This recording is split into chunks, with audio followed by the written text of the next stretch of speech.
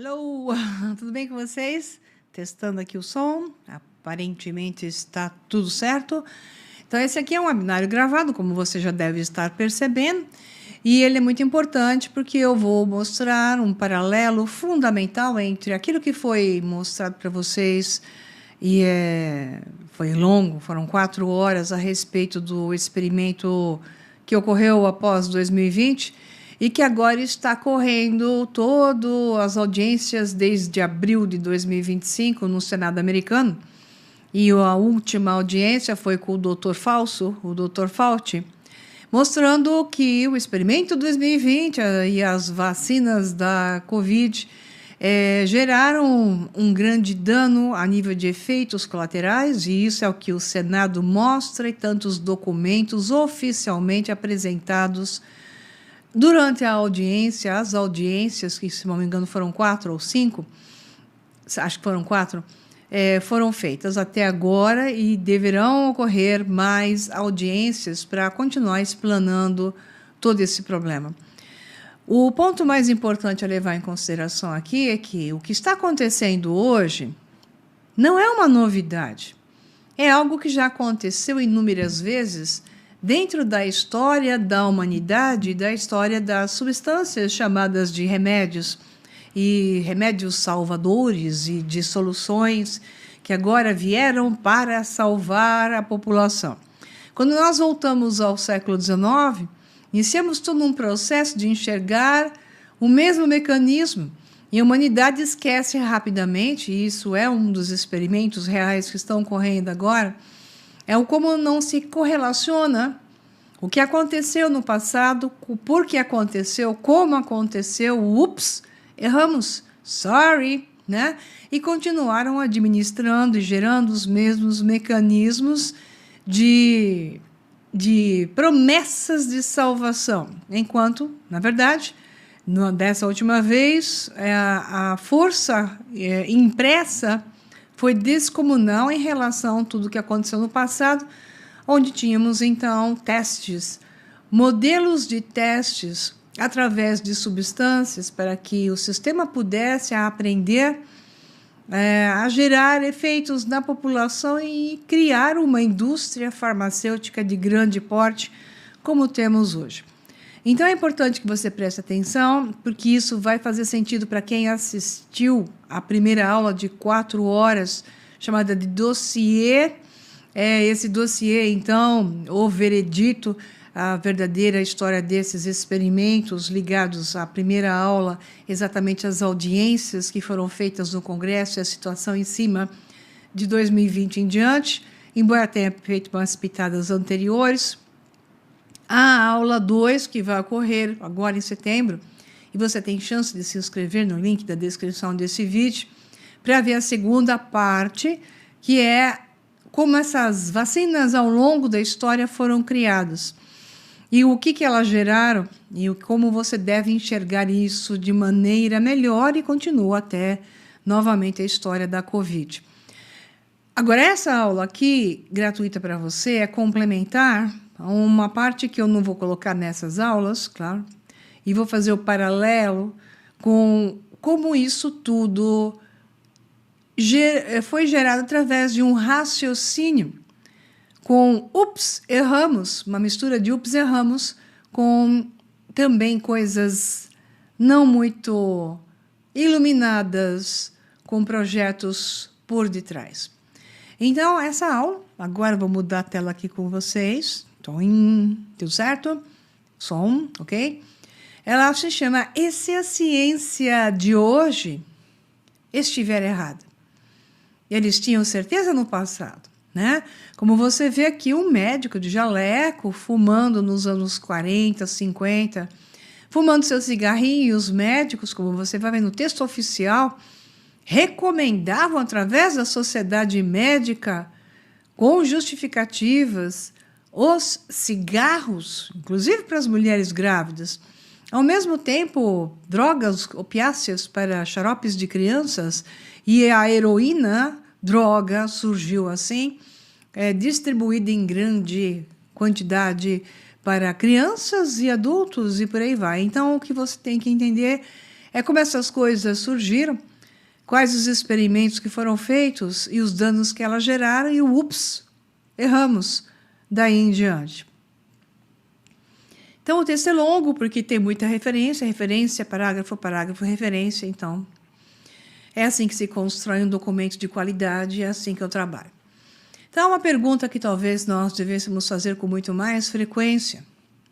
Quantas vezes, nesses últimos 150 anos, alguma coisa foi apresentada à sociedade como uma grande solução médica, segura, moderna, científica, ou, como eu costumo dizer, científica com X, para depois descobrirmos que a história era muito mais complicada.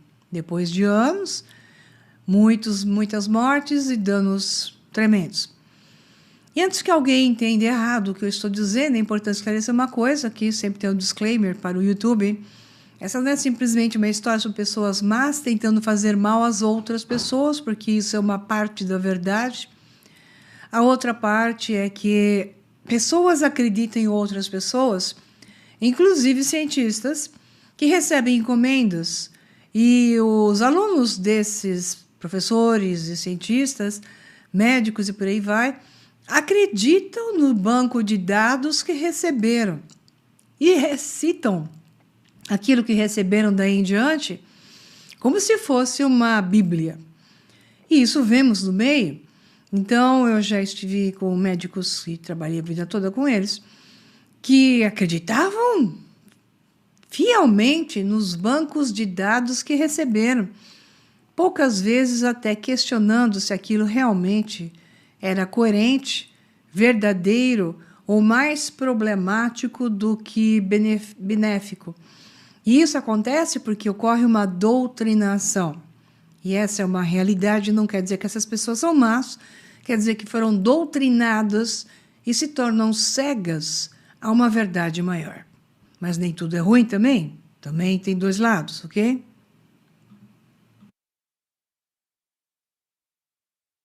Perdão. Então, continuando aqui, nem todo dano nasce da maldade? Com certeza. Às vezes nasce da certeza construída sobre a ignorância, porque não olhar com detalhes os documentos e acreditar no que lhe foi dito incute um pouco de ignorância. Ou ignorância da maldade de outros e não desse que está comprando a ideia e passando adiante.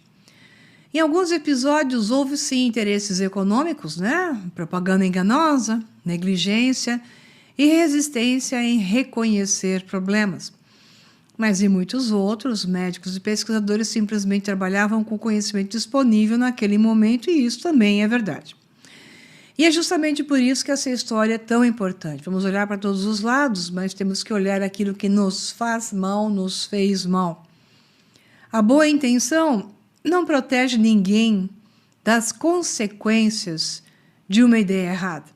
Muitos médicos que nos disseram, após 2020, que tínhamos que tomar aqueles experimentos sem testes, prometendo serem seguros, só que não, e vemos hoje nas audiências do Senado, que não haviam estudos comprovando isso, pelo contrário, haviam dados comprovando os danos e não a eficácia.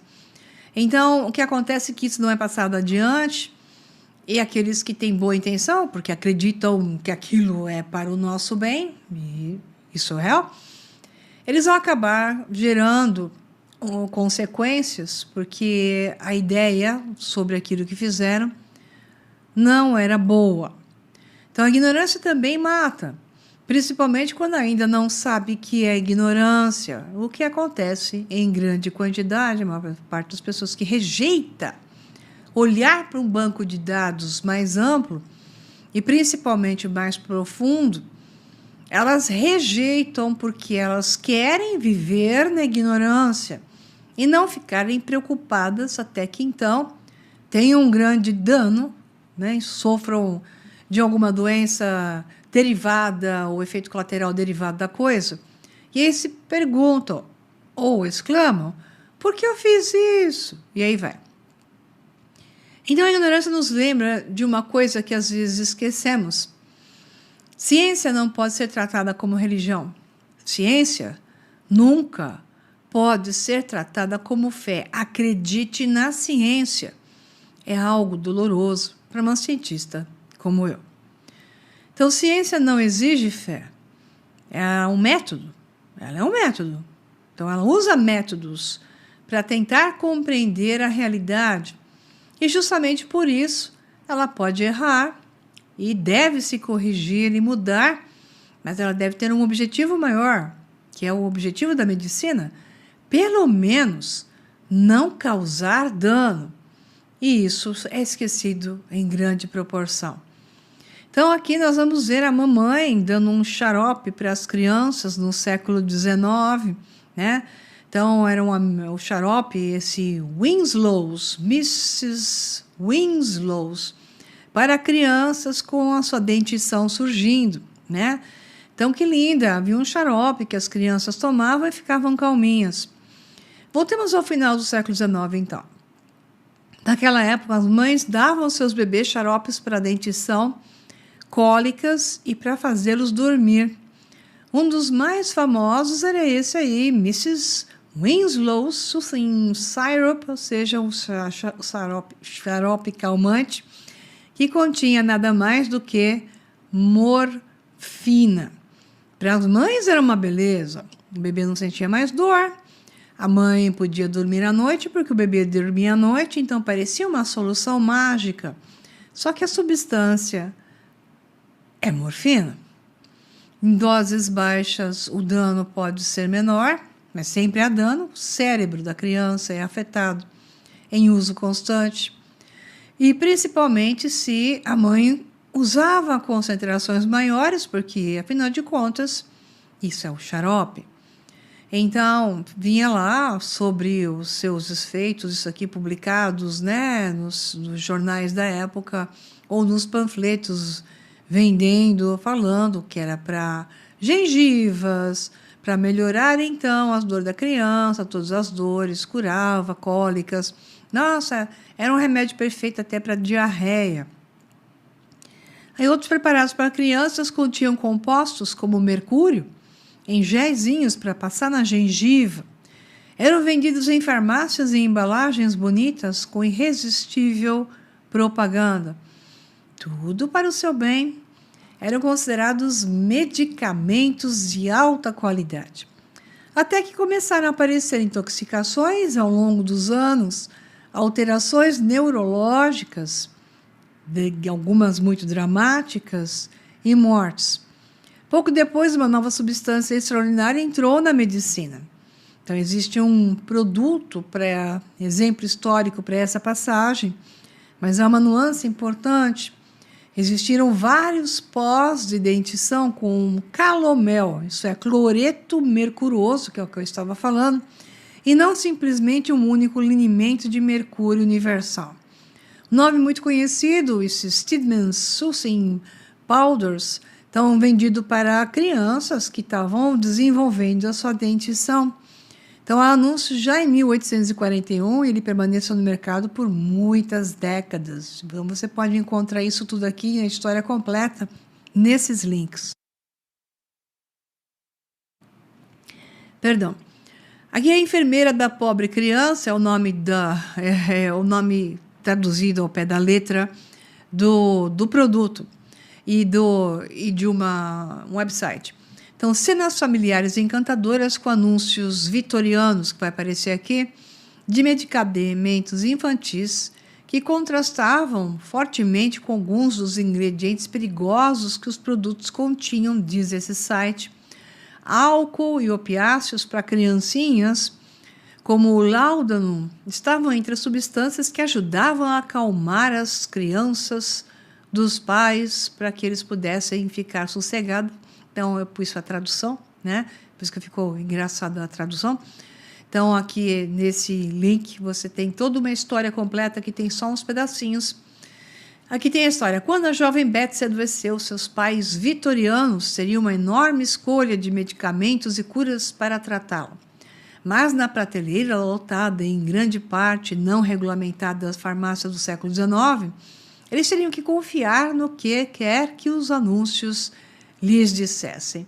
Então, a menininha ficou doente e os pais, com pouco conhecimento na época, diga-se de passagem, a medicina ainda começando a se mexer, entrou em ação. Então, aqui é o original, The Poor Child's Nurse, ou seja, a enfermeira, na verdade, da pobre criança. A tradução lá saiu errada. Então, é a enfermeira das pobres criancinhas, porque no final é o que acontecia com elas, pobres crianças. Eram tratadas com venenos, né? Então, na época vitoriana, a ideia é essa, né? Que é a Mrs. Winslow's, o seu xarope, que era a marca. Então, as crianças felizes por causa desse xarope.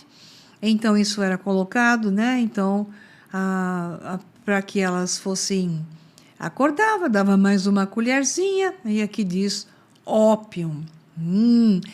Na época vitoriana tem que ter em ação que a guerra do ópio ocorria na China e os ingleses, vitorianos, estavam trazendo as drogas da China para o mundo. Primeiro eles contaminaram a China toda que usava o ópio como remédio, não o ópio como droga, mas depois geraram um vício na população, induzido pela forma como esses grupos internos, isso está no curso China e o Novo Império Mundial, tem um curso todo sobre isso, então isso é real, são dados reais também. Então, quando esses ingleses fizeram as suas ações dentro da China, enfraqueceram o império pelas drogas, e o objetivo das drogas é gerar um grande mercado para ganhar dinheiro, gente que perde o seu poder pessoal, grupos que perdem o seu poder pessoal porque estão submetidos a substâncias que eles querem, então, e precisam porque estão viciados, e dano cerebral e descapacitação. Então, nada melhor do que usar as drogas, sejam elas vendidas como medicamentos ou sejam elas como drogas ilícitas. O mecanismo é esse, e quem criou essa rede de distribuição são esses mesmos que dominam o mundo, sob grandes impérios e grandes donos do mundo, que são também os mesmos que detêm a pesquisa sobre as substâncias chamadas de remédio. Portanto, o ópio entra na Europa como um todo, no mundo, a partir do mesmo paralelo. Então, vendido como droga e vendido como remédio ao mesmo tempo. Entenda que é uma mesma época, tudo igual, mudam as maneiras como se entregam as soluções ou se criam os problemas, ok? Então, aqui, propagandas de época falando também, né, disso para as criancinhas, ai que lindas, enfermeiras vendendo o seu produto. Aqui mais os pozinhos para gengivas e para todas as formas de tratamentos e necessidades. Então, interessante os códigos presentes. E não eram apenas os opiáceos, como está aí. Durante décadas, alguns pós, que é o que está aqui, utilizados para dentição infantil, continham calomel, um composto de cloreto de mercúrio. Mais tarde, a exposição ao mercúrio desses produtos seria associada à chamada pink disease, ou acrodinia infantil, pobres crianças altamente envenenadas por mercúrio. Então, para você ver que no passado as coisas não eram lindas e em cada momento da história tivemos envenenamento. Toda essa história, inclusive que evolui agora para te mostrar novamente os códigos presentes, né? É a história da amálgama. Então, se já sabiam, no século XIX, todo o dano que o mercúrio produzia, por que então, a partir dos anos 60 em diante, a grande ação das amálgamas entrou em ação, conhecendo o problema, né? Então, a amálgama prata, mercúrio moderna, começa na França por volta de 1826, que é o paralelo, e se tornou uma grande ação nos anos 60, e chega aos Estados Unidos, claro, olha o código 1833, levados pelos irmãos Crawford, que comercializavam, ou em francês, né, não sei como se fala, em inglês se diria alguma coisa como Crawlcore, que comercializava material como Royal Mineral Succedaneum. Que lindo, né? Então, toda essa história, de novo, está numa publicação oficial. E apenas 12 anos depois acontece algo extraordinário. Em 1845, a primeira amálgama, a Guerra da Amálgama, surge. A American Society of Dental Surgeons, ou seja, os médicos da Associação Americana de Cirurgiões Dentistas, foi a primeira organização odontológica nacional dos Estados Unidos, considerou o uso da amálgama tão problemático que seus membros foram obrigados a assumir o compromisso de não a utilizar, que não adiantou nada, porque, como eu falei, ao longo dos anos 60, virou uma febre entre a odontologia. Porque eu me lembro bem disso, porque eu nasci nos anos 60, e isso era a grande ação dos dentistas na época, onde eles foram doutrinados a dizer que não causava mal. E explicitamente por causa da toxicidade conhecida do mercúrio. Então, em 1845, a verdade existia. E já se conhecia devido à utilização infantil.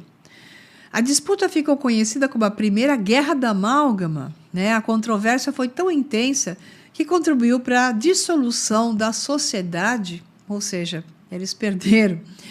Em 1856, ou seja, quem tentou defender a verdade foi demitido, né? Então, novamente, essa história está aqui.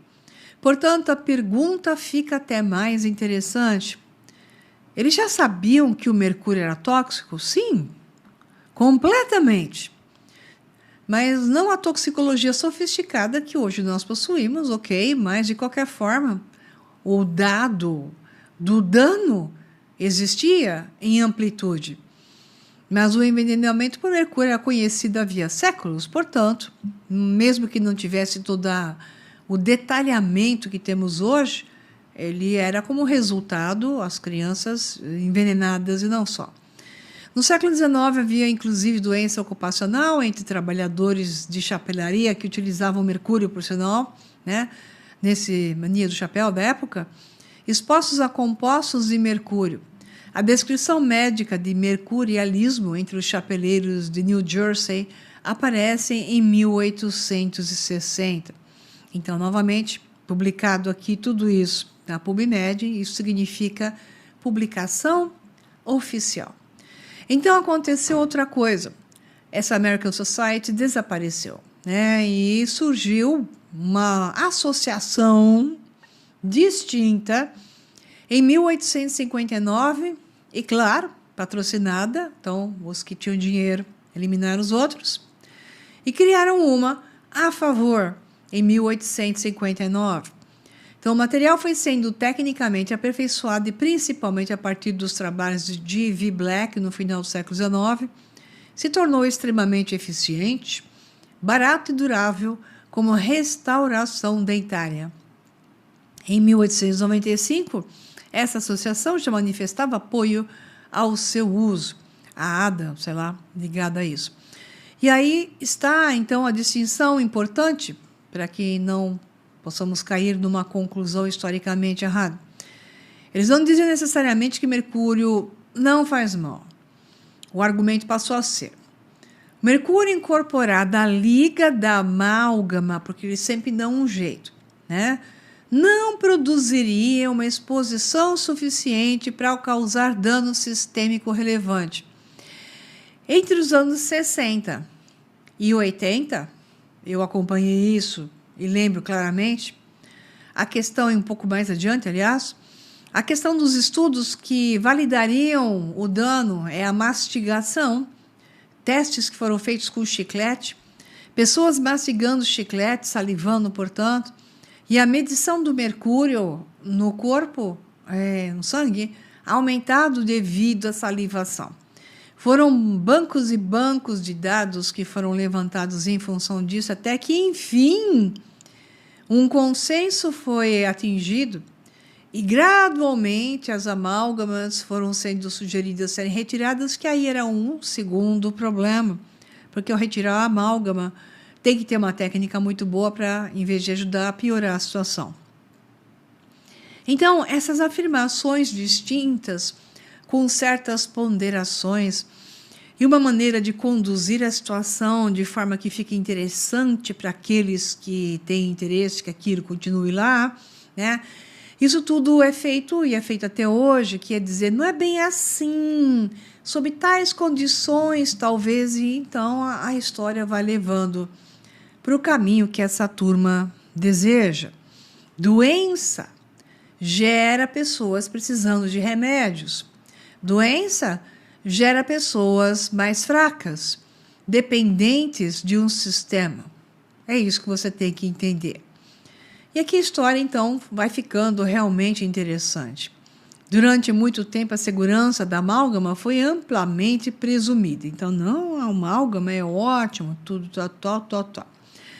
Décadas depois, métodos mais sensíveis, então, confirmariam que restaurações de amálgama, como eu falei, realmente liberam pequenas quantidades de vapor de mercúrio, o que é um problema horrível para a saúde, inclusive, especialmente, como eu falei, devido à mastigação. Então, a discussão científica passou, então, a ser outra. Não se existe exposição ao mercúrio como substância tóxica, mas se essa exposição é suficiente para produzir dano em quais pessoas. Imagine você. Digamos que trechos da amálgama, pequenos pedaços, se desmontem e caiam, então, na digestão. Isso já é o suficiente para essas micropartículas em um intestino permeável, imagina só a situação, o nível de toxicidade que essa pessoa vai ter. Então, segundo uma revisão histórica do NCBI, foi sobretudo nos anos 80, com métodos mais sensíveis, que ficou definitivamente demonstrada a liberação contínua do vapor de mercúrio pelas restaurações, e eu lembro bem dessa fase, por sinal, que foi a fase em que eu fui retirando as minhas amálgamas, né? Então, isso aqui está aqui também. E hoje nem isso é controverso. O próprio FDA informa atualmente que a amálgama contém aproximadamente 50% de mercúrio em peso e que as restaurações podem liberar pequenas quantidades de vapor de mercúrio.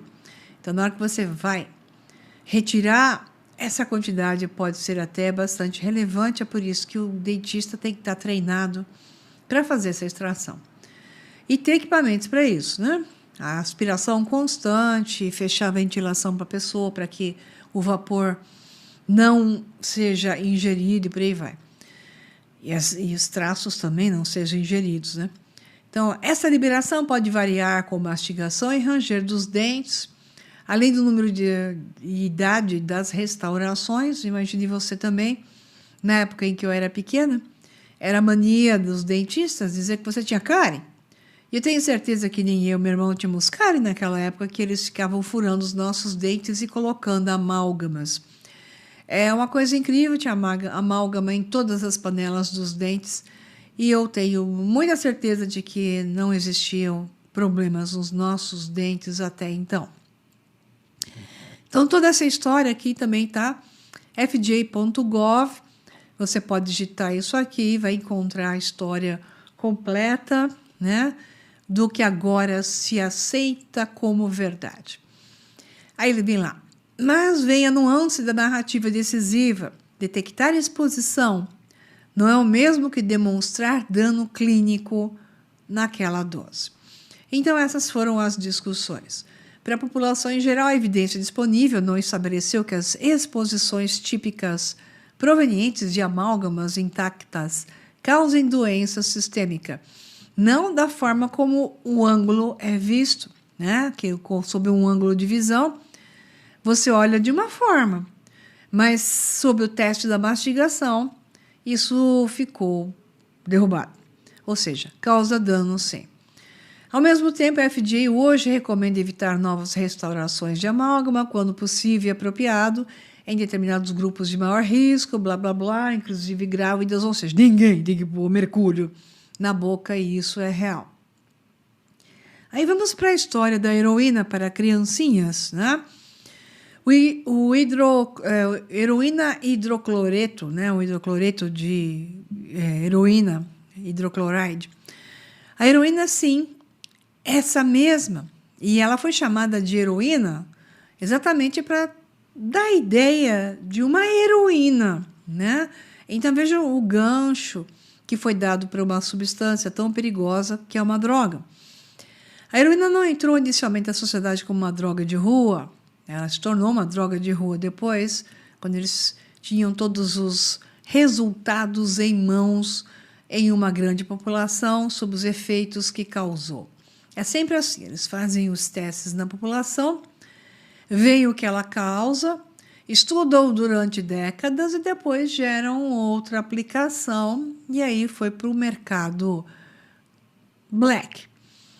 Então, no final do século XIX, ela foi comercializada pela Bayer como medicamento para tosse e apresentada como uma alternativa à morfina. Ah, bom, se a morfina faz mal, então agora eles vieram com a heroína. Veja a frase. Então, eles tiraram a morfina de mercado para as criancinhas e colocaram a heroína no mercado para as criancinhas e suas tosses. Entendeu? Naquele momento, a promessa parecia perfeitamente razoável. O problema é que a história ainda não tinha terminado de testar a promessa.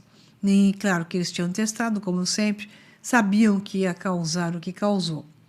E esse padrão vai se repetir muitas vezes na história. Eles sabem, como o Dr. Fauci sabia muito bem dos abortos induzidos pela picada do experimento 2020. Eles sabiam de todos os danos, isso está registrado, né, em documentos oficiais, nas audiências do Congresso atual. Então, nós temos lá a diacetilmorfina, havia sido sintetizada originalmente pelo químico inglês C.R. Alder Wright em 1874, mas praticamente não despertou interesse. Oficial é o que se diz, né? Décadas depois, ela reaparece nos laboratórios da Bayer. Em junho de 1898, a empresa registra o nome heroína. Em setembro daquele ano, lança o produto sem testes oficiais, porque naquela época não precisava. Então, uma reconstrução histórica publicada no The Lancet mostra que os estudos conduzidos por Heinrich Dresser levaram a Bayer a acreditar que a substância tinha propriedades particularmente interessantes para doenças respiratórias, que suprimia a tosse, e se acreditava que melhorava determinados aspectos da respiração. Toda essa história completa você pode baixar aqui nesse link. É um PDF completo, longo, tá? Vale a pena você buscar. E a historinha, ela é fantástica, né? Até coloquei essa frase aqui porque ela é fantástica. Essa diacetilmorfina havia sido sintetizada, então, por esse Alder Wright em 74, não despertou tanto interesse, mas depois a Bayer, como eu já falei, resolveu lançar. E uma reconstrução histórica publicada no Lancet mostra que os estudos conduzidos levaram a Bayer a acreditar que a substância tinha propriedades particularmente interessantes para doenças respiratórias. Já falamos, mas o pedaço copiou aqui e está nesse link aqui. E aqui temos uma informação especialmente boa para a narrativa sobre esse assunto. Quando a Bayer lançou a heroína em 1898, sua indicação clínica inicial estava centrada justamente nas doenças respiratórias, depois ela foi promovida também como alternativa à morfina, inclusive com a reputação inicial de apresentar menor risco de dependência. Olha só a história que eles contam. Uma apresentava dependência, aqui é menor risco de dependência, mas ninguém falava de dano ao cérebro e por aí vai. Ao sistema nervoso central, que é o caso imediato.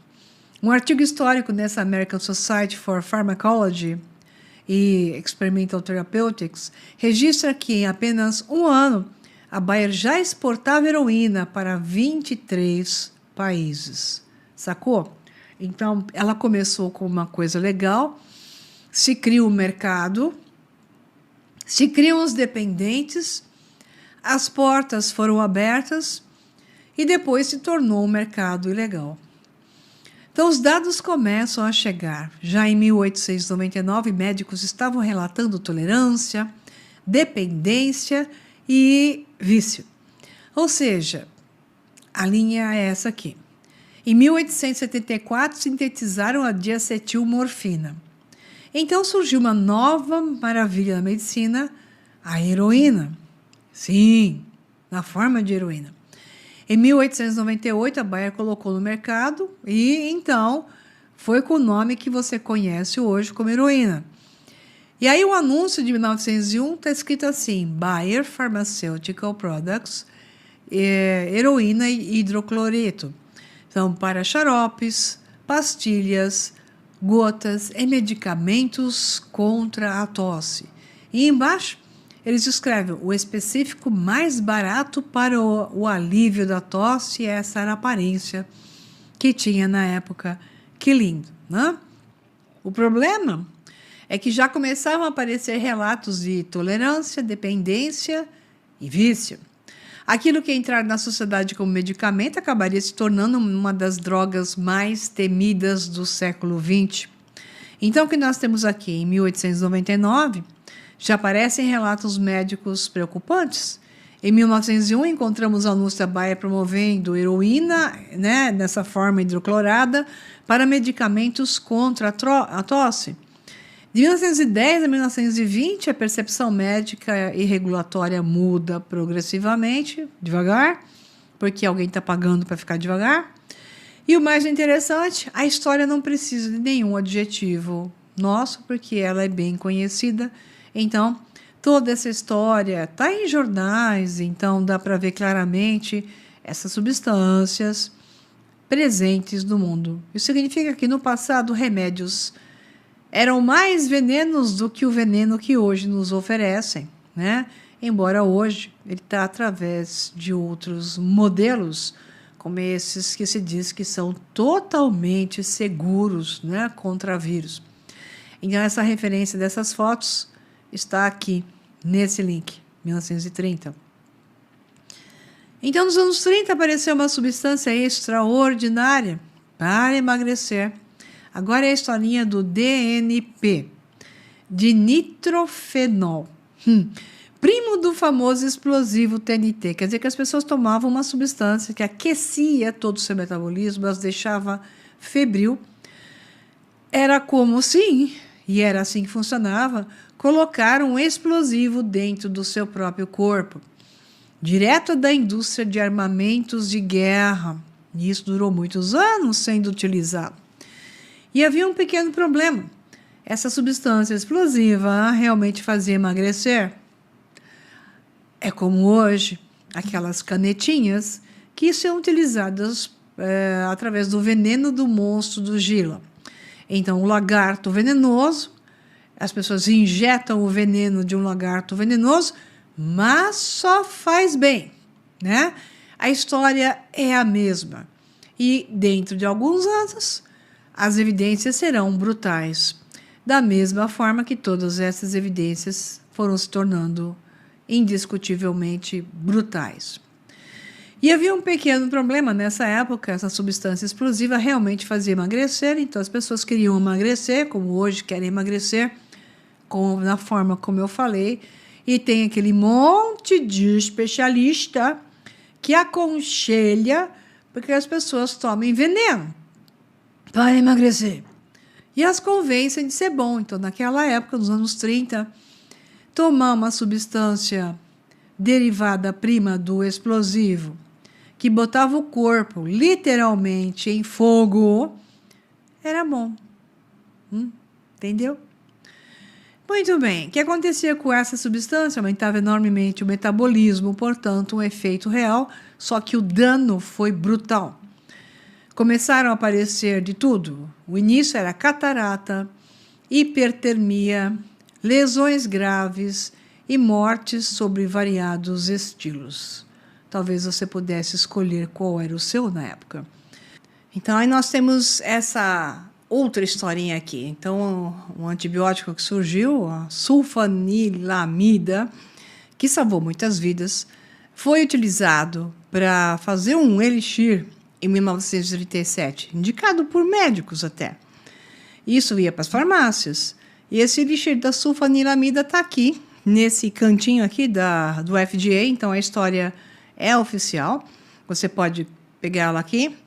Ela acontece, uma história impressionante, como está aqui. Ela representava uma das grandes conquistas, então, das infecções bacterianas, sem dúvida. E uma empresa decidiu produzir a versão líquida, chamado elixir da substância. E esse solvente que foi utilizado foi o dietileno glicol, uma substância extremamente tóxica. Realmente, eu não sei como é que pode uma coisa dessa. É mais ou menos colocar metanol na bebida das pessoas hoje. É você utilizar dietileno glicol. Nessa época, consta como mais de 100 pessoas morreram, mas provavelmente foi mais do que isso. Muitas delas eram crianças.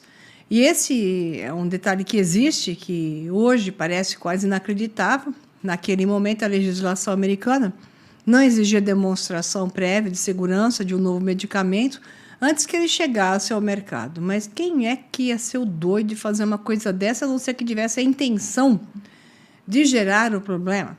Então, a história deveria ser melhor apurada para que a gente pudesse entender isso melhor. A tragédia ajudou a mudar a própria legislação dos Estados Unidos, e isso é importante, né? Onde, então, começaram a exigir, sei lá de que tipo de estudos. Porque muitas vezes as regras de hoje, que nós consideramos óbvias, naquele passado, nem se considerava. Então, podia lançar de qualquer forma. Da mesma forma, é a história do Lucky Strike.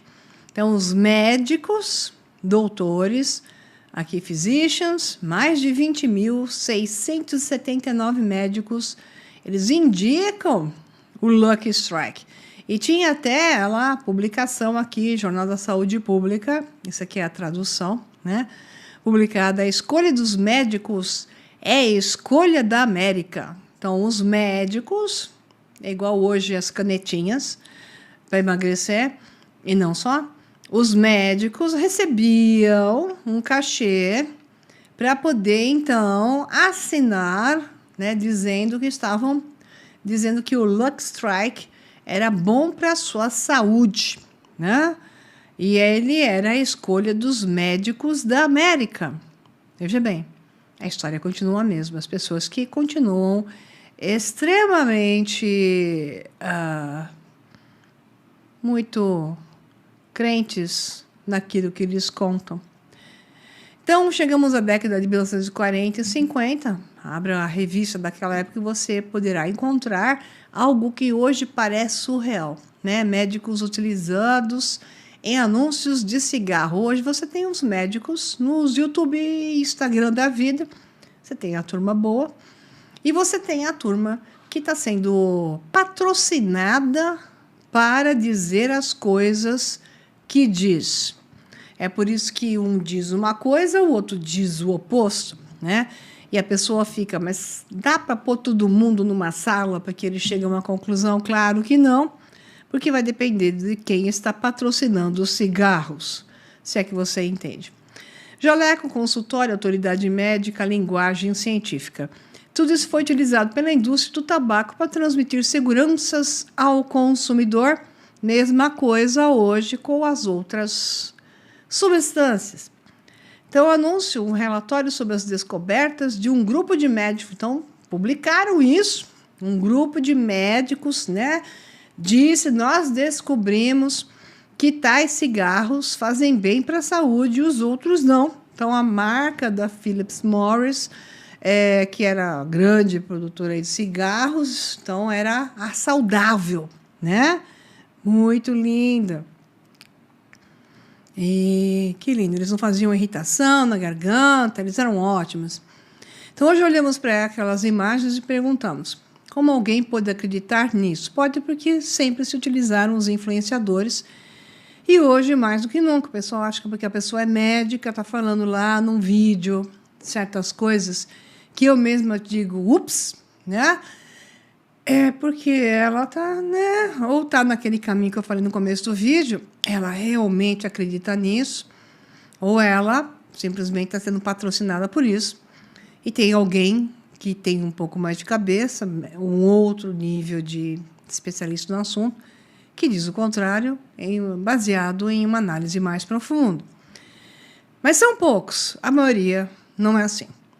Então, mas essa é uma pergunta muito fácil de fazer depois que conhecemos o final da história, né? Que é como alguém pode acreditar nisso. Porque quem estava vivendo naquele momento não possuía o conhecimento que nós possuímos hoje daquele passado. Da mesma forma que hoje, ou no momento dos anos 2020, nós não tínhamos claramente o conhecimento, embora desconfiávamos, os que foram mais espertos, e evidenciamos os absurdos de que algo estava errado. Mas hoje, de novo, com várias histórias em ação, promessas de salvação, todas à base de picadas, né? E principalmente, então, além de picada, outra picada, que é do emagrecimento, as pessoas não estão desconfiando do grande plano que está por detrás e taca a toxina botulínica no rosto, dizendo que na testa, que não vai atingir o cérebro e que está tudo bem. E a demência cada vez aumentando, e claro que ela não tem uma única origem, ela tem múltiplas origens, e por aí nós vamos. E aqui está uma das informações mais importantes dessa aula. Naquela época, nos anos 40 e 50, a mamãe pegava uma lata de inseticida DDT e borrifava, tirava a tampa e borrifava até ela acabar, porque ao arrancar a tampinha, é que nem uma cervejinha, ela ia até acabar. A lata inteira era borrifada no quarto do bebê, o mais próximo possível, em cima do bebê, com DDT, que destrói o sistema nervoso central, que é o que faz a baratinha ficar chacoalhando as patinhas por um longo tempo até que ela pare. Isso faz com o cérebro também.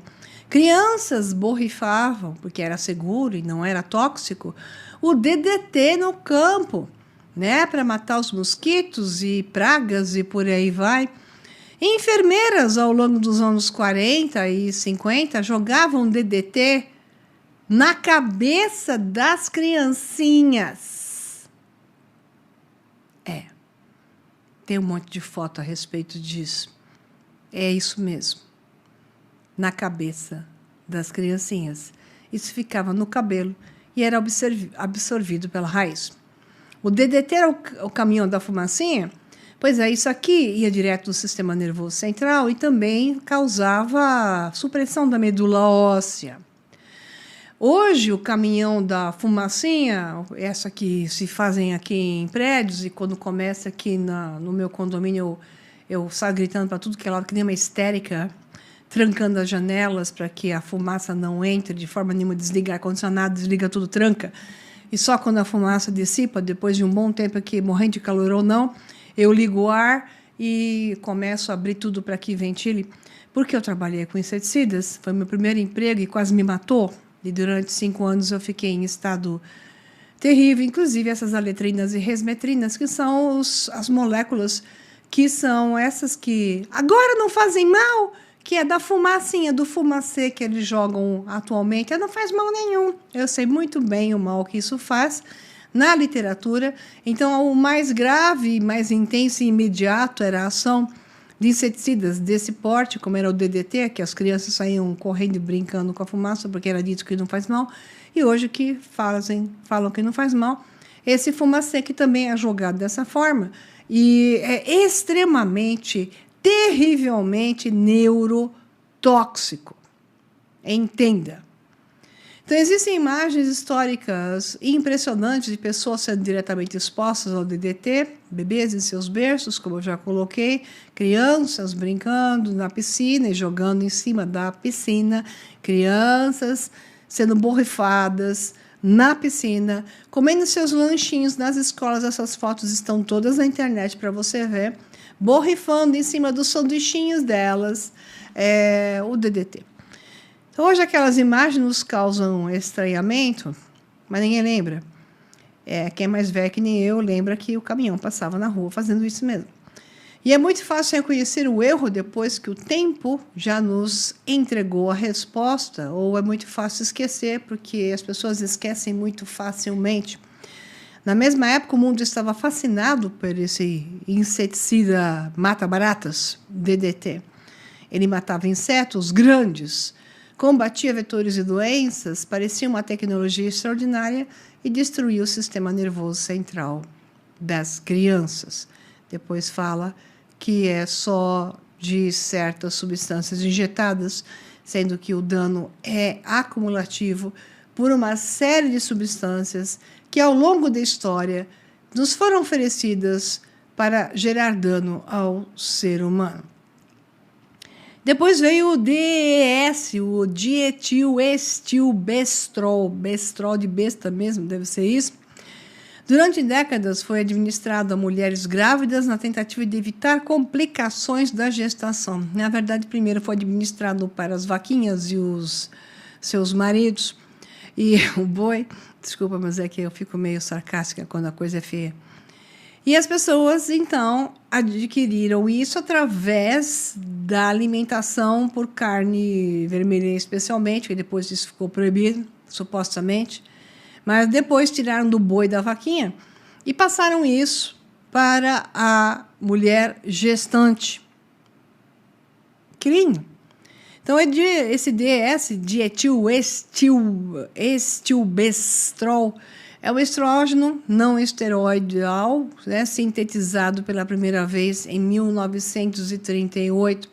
A exposição humana a ele ocorreu a partir de diversas fontes, como a injeção de carne de gado, ao qual era administrado fármaco como tratamento médico para determinadas doenças, incluindo, português isso aqui, então, incluindo câncer da mama nas vaquinhas e câncer da próstata. Entre a década de 1940 e 1971, o DES era administrado a mulheres grávidas na crença equivocada de que reduzia o risco de complicações na gravidez. Na crença equivocada. Isso é um tanto quanto não aceitável, na minha opinião, mas vocês já sabem qual é a minha opinião. É um teste.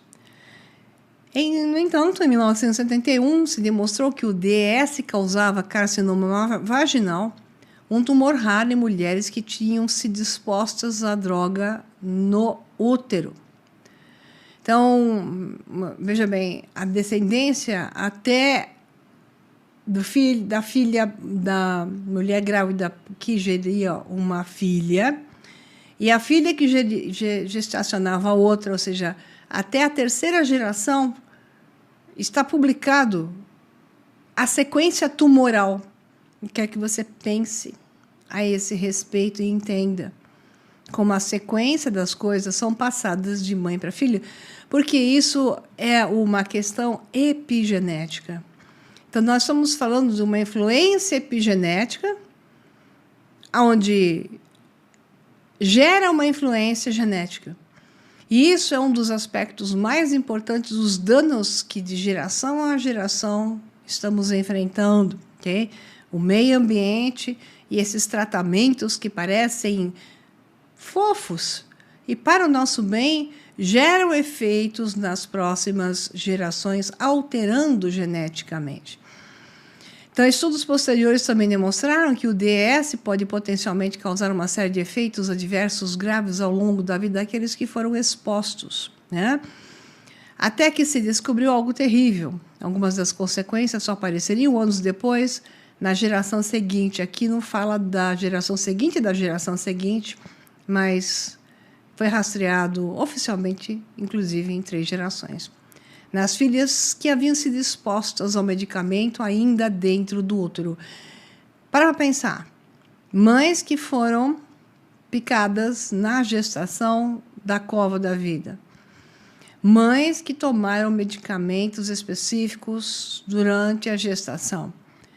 Então, essas crianças estão sendo afetadas fortemente. Então, a mãe que tomou essas picadas está nos documentos do Dr. Fauci, ali no Congresso, no Senado americano, e em publicações científicas, mostrando que não só as mães tiveram problemas e quase perderam a criança, e as que não perderam geraram uma criança que depois não gera outras crianças. Você entendeu o termo que eu não quero colocar aqui.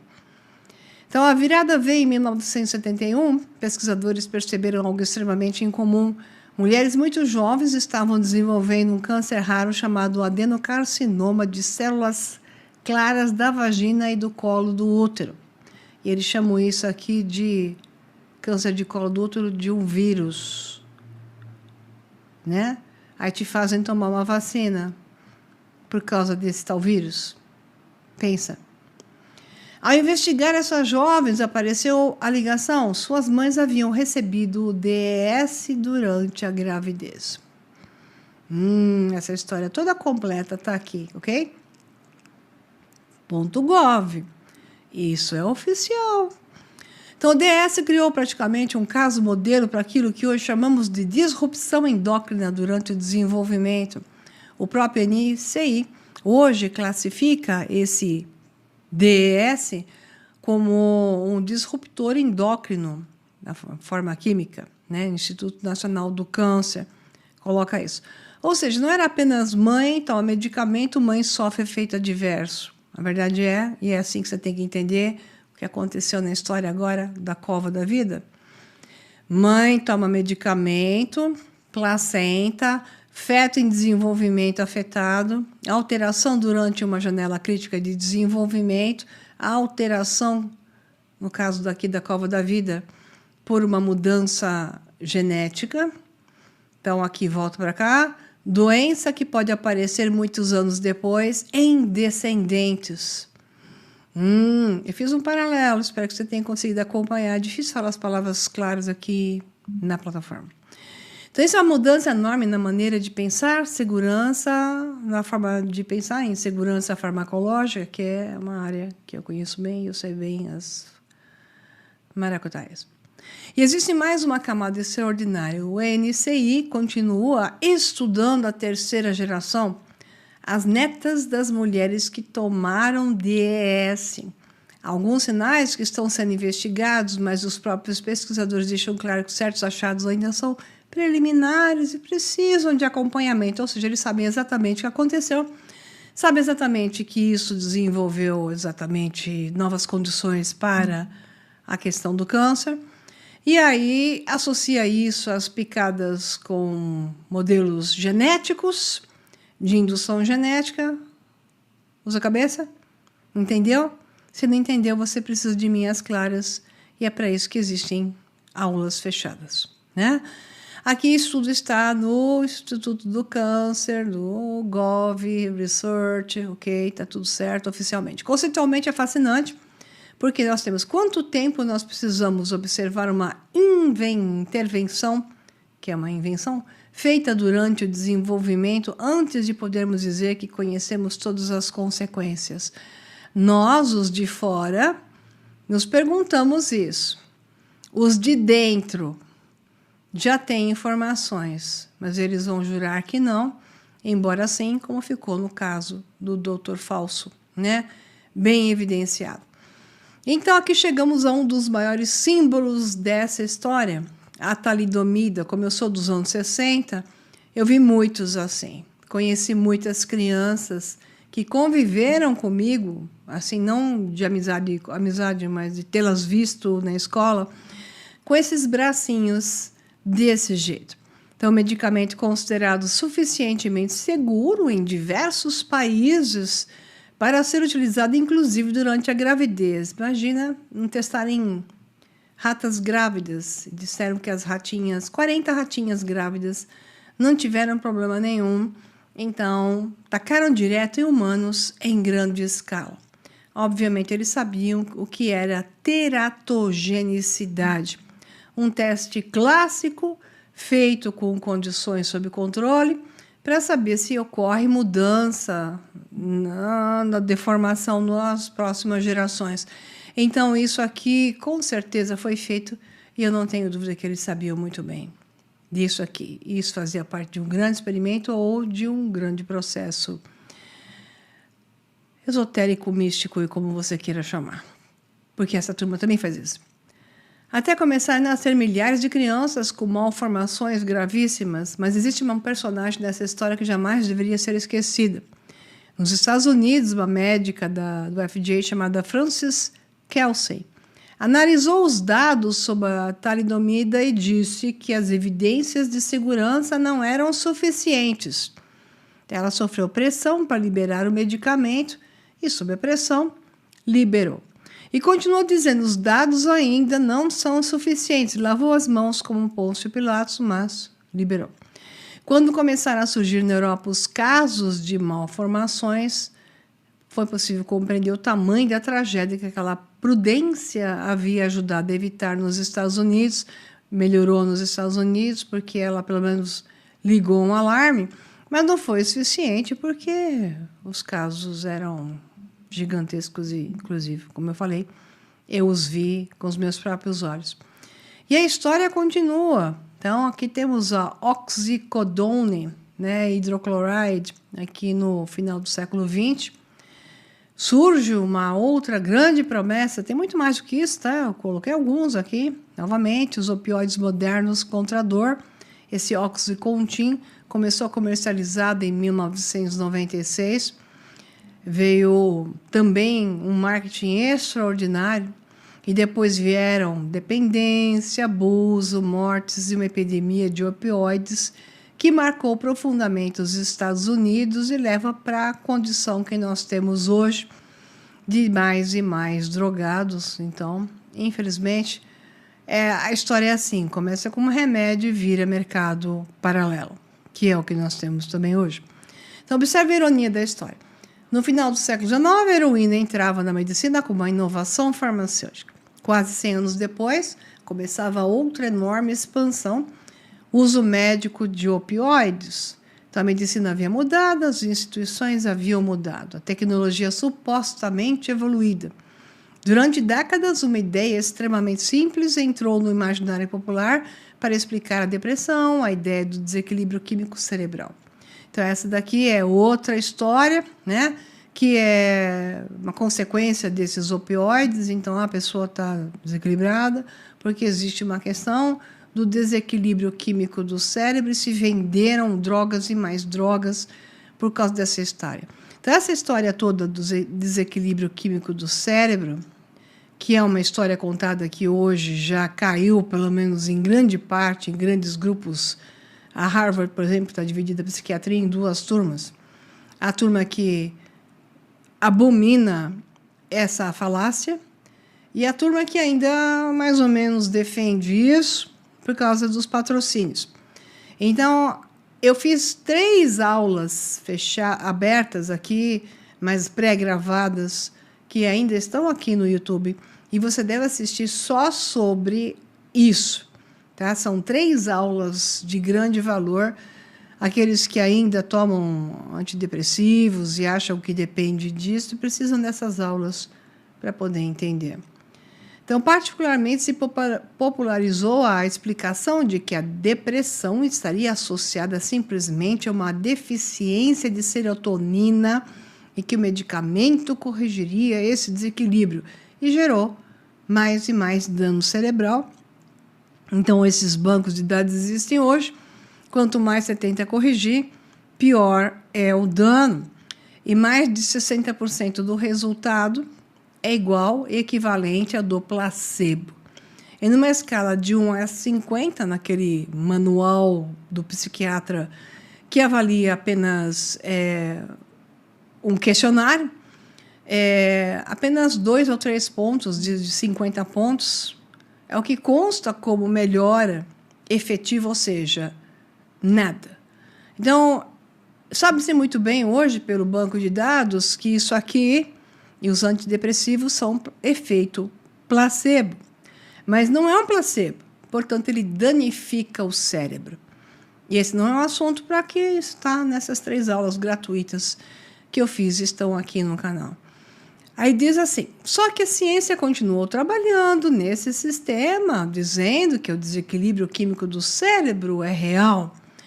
E quando a ciência continua trabalhando, os modelos mudam, né? Em 2022, uma grande revisão das principais linhas de evidências sobre a serotonina e depressão, que se mostrou um grande engano, concluiu que não existe evidência consistente de que a depressão seja simplesmente causada por níveis reduzidos ou menor da atividade de serotonina e que, portanto, esse não é o caminho. Entretanto, as substâncias todas que foram dadas para essas pessoas geraram um grande desequilíbrio metabólico no cérebro, se é que não gerou dano no hardware como um todo.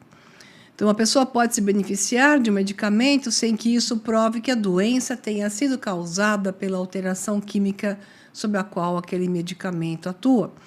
Mais de 50% do resultado de um antidepressivo é obtido igualmente por um efeito placebo. O valor é 60%. Isso consta em literatura atual publicada de gente da Harvard. E agora começam a ganhar espaço outras maneiras de fazer a pergunta. Então, como eu fiz várias aulas que estão aqui no YouTube, cursos a respeito disso, eu utilizei vários professores, esses dois aqui da Harvard, Christopher Palmer e Georgia Ed, formada em Harvard. O Palmer é ligado à Harvard Medical School até hoje. Ela se formou em Harvard, os dois psiquiatras, que os dois defendem uma psiquiatria metabólica. Então, eles tiram esse negócio do distúrbio químico cerebral. E isso faz muito mais sentido, não quer dizer que é o único que vai salvar, dado o dano tão acumulado com tantas substâncias ao longo do tempo, como vocês viram, que vão diretamente atuando no cérebro, e agora aquelas substâncias que se injetam, que se transformam na moda da salvação, espirrou, taca a alma no braço, isso vai causando mais danos e mais danos. Então, o distúrbio metabólico cerebral tem muitas origens, inclusive danos a certas áreas do cérebro, como eu venho falando, e isso é uma evidência também nessa audiência que está correndo, e os documentos que saíram, e as publicações, com o Senado americano versus toda a história da Covid em diante. Em vez de perguntar apenas qual neurotransmissor está sendo alterado, né, esses médicos, e Deus os abençoe, porque eles são bem melhores, entre tantos outros, eles propõem que também perguntemos como está funcionando o metabolismo desse cérebro. Sabemos que o que se chama hoje de, é um termo apenas simbólico, diabetes tipo 3 afeta o cérebro, então é um distúrbio metabólico, porque o nosso corpo como um todo está em distúrbio metabólico devido a tantos ataques de venenos por todos os lados, vendidos como salvação. Então, nós temos um problema de energia celular, mitocôndrias, resistência à insulina, inflamação, metabolismo, nutrição, sono, ambiente, blá, blá, radiação eletromagnética, que eu já falei sem parar nos cursos adequados da saúde, inclusive esses webinários todos aqui abertos. E a interação de tudo isso com a função cerebral é inevitável. Mas o importante é colocar aqui todas essas histórias, elas nos lembram de uma característica fundamental dentro do conhecimento humano. Aquilo que parece evidente em uma época parece ser extraordinariamente ingênuo para a época seguinte. Então, como eu digo, o que está acontecendo hoje conosco, daqui a uns anos, esses modelos de emagrecimento parecerão extremamente absurdos quando os dados saírem. Isso não deveria destruir nossa confiança na ciência, não na ciência, mas deve nos colocar em alerta frente à ciência com X. Deveria fazer exatamente o contrário, nos dar a forma de enxergar que existem dois jogos, mas que o modelo que vence é o modelo que aposta dinheiro e patrocina pessoas que se vendem para o mercado. Então, ao conhecer isso, isso nos ensina o que significa confiar verdadeiramente naquilo que são dados que devemos considerar como positivos ou devemos claramente rejeitar, porque estão dentro da frase que eu costumo dizer, corre Zé, né? Então, não significa acreditar que instituições são infalíveis, não, elas estão atrás de jogos de poder. E também não significa acreditar que empresas são infalíveis, não, empresas elas estão patrocinadas também. E muito menos significa transformar a afirmação científica de hoje em uma verdade eterna. Então, é porque hoje dizem que é assim que tem que tratar, que isso é o melhor para você. Ciência não é fé e não pode ser religião. Ciência é método e talvez exista uma pergunta particularmente desconfortável que cada geração deveria fazer. Se nós conseguimos olhar para um médico anunciando cigarros nos anos 40 e perguntar como eles puderam acreditar nisso, o que as pessoas daqui a 50 anos olharão em nossa época e perguntarão exatamente a mesma coisa. Bom, daqui a 50 anos, se elas não tiverem com uma inteligência artificial na cabeça e parecendo mais zumbis do que hoje, poderão perguntar, depende muito do que vai acontecer daqui a 50 anos. Então, o problema começa quando deixamos de permitir a dúvida, e a dúvida ela tem que existir. Pessoas que acreditam são pessoas perigosas, porque elas são realmente crentes e esses crentes não querem pensar, não querem olhar para o outro lado, não querem olhar para o viés, né?